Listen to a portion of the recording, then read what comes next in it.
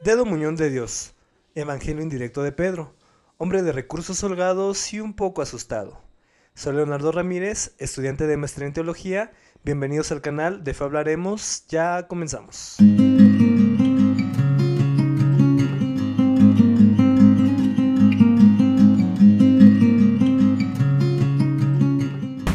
Hoy abordaremos una breve introducción del Evangelio según San Marcos, evangelio que se encuentra ubicado en la posición número 2 de los evangelios sinópticos, pero que se cree el primero en haber sido escrito.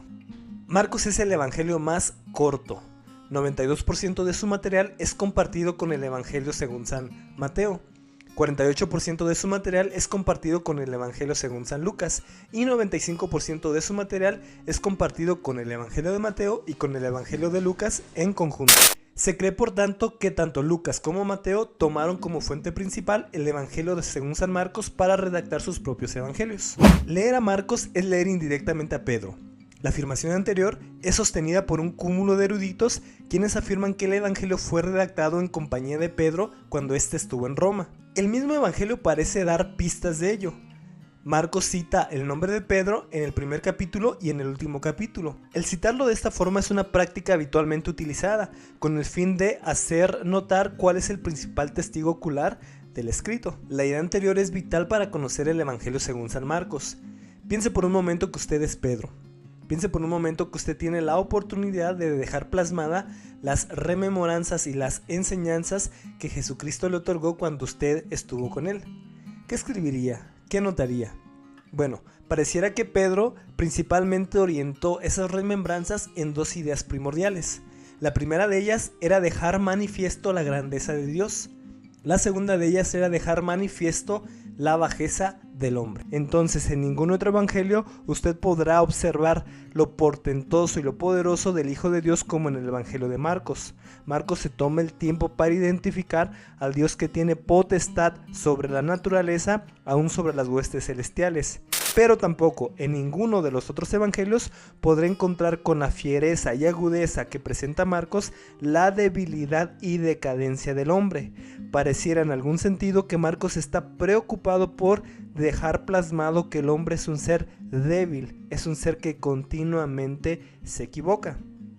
Esto es entendible si consideramos que detrás del evangelio de Marcos se encuentran los ecos de un hombre que le falló a Dios, de Pedro que hasta las postrimerías de su vida nunca olvidó tales sucesos. Con todo, Marcos también tenía su personalidad que fue plasmada en el evangelio. Él recibió el mote del dedo muñón de Dios, se cree porque tenía los dedos un poco chatos. Marcos además procedía de una familia con holgura económica. Lo anterior puede ser deducido de Hechos capítulo 12 versículo 12, en donde Pedro, una vez que es liberado después de haber sido injustamente arrestado, se reúne en la casa con la iglesia para orar. La propietaria de la casa era la madre del mismo Marcos. Marcos además es primo o sobrino de Bernabé.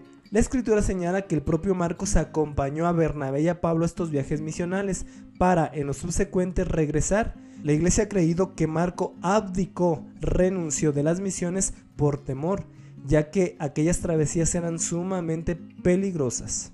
Esta abdicación produjo alguna disensión entre Bernabé y el apóstol Pablo, disensión que fue posteriormente resuelta. En cuanto a su redacción, se ha propuesto que el abanico más probable es del año 50 al año 60, particularmente del año 55 al año 60 después de Cristo. Si bien es cierto que la datación de los textos se encuentra en constante actualización, nosotros tomaremos por válido el abanico antedicho. Este evangelio se escribió en Roma por al menos dos razones. La primera ya la mencionamos, porque fue escrita en compañía del apóstol Pedro. El segundo motivo es por la cantidad de latinismos que Marco recoge.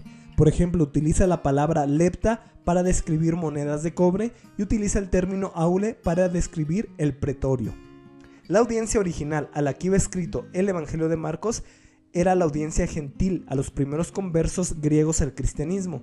Lo anterior se deduce porque Marcos se toma el trabajo de traducir ciertos términos judíos, por ejemplo cuando señala el término Boanerges, cuando señala los términos Talita Cumi o cuando señala la frase Eli Eli lama sabactani. La cantidad de sucesos que registra Marcos en pocos capítulos es asombrosa. Es un evangelio por tanto asaz dinámico.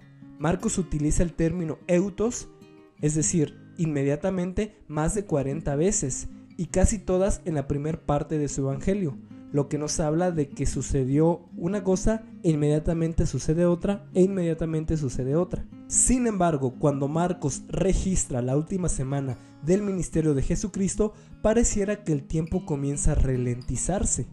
Tan significativa es esa semana para Marcos que la iglesia primitiva nombró a este evangelio como la narración de la pasión de Jesucristo con una breve introducción. Temáticamente hablando, Marcos se puede comprender a partir de la resolución de dos preguntas. La primera de ellas es ¿quién es Jesús? Y la segunda de ellas es ¿para qué vino? Del capítulo 1 al capítulo 8:31 nosotros vemos que se resuelve la primera pregunta. Del capítulo 8:31 al capítulo 16 se resuelve la segunda. El Dr. Pannenberg realiza la siguiente ilustración para poder graficar de mejor forma el Evangelio de Marcos. Señala que el ascenso representa la parte cristológica, en donde se identifica quién es Jesús.